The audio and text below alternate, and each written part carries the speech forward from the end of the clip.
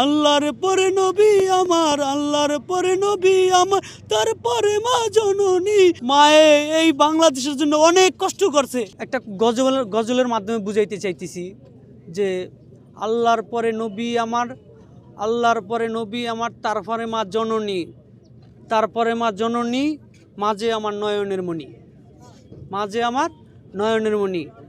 হাজার পৃষ্ঠা ডায়েরি জুড়ে লেখি যদি কবিতা, শেষ হবে না, শেষ হবে না মায়ের দুঃখের কথা। আল্লাহর পরে নবী আমার, তারপরে মা জননী, মাঝে আমার নয়নের মণি। হাজার পৃষ্ঠা ডায়েরি জুড়ে লেখি যদি কবিতা, শেষ হবে না, শেষ হবে না মায়ের দুঃখের কথা, মায়ের দুঃখের কথা।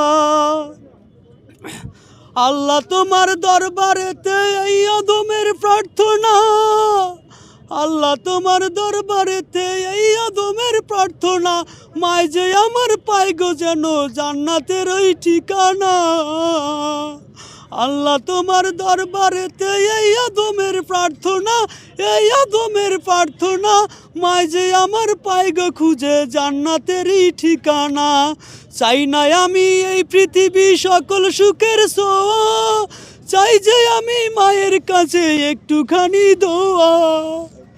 আল্লাহ তোমার দরবারেতে এই আদমের প্রার্থনা, আল্লাহ তোমার দরবারেতে এই আদমের প্রার্থনা, চাই যাই আমি মায়ের কাছে একটুখানি দোয়া।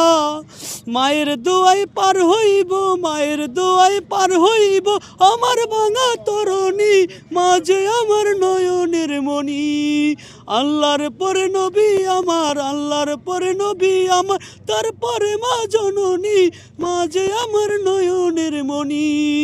হাজার পৃষ্ঠা ডায়েরি জুড়ে লেখি যদি কবিতা, শেষ হবে না, শেষ হবে না মায়ের দুঃখের কথা।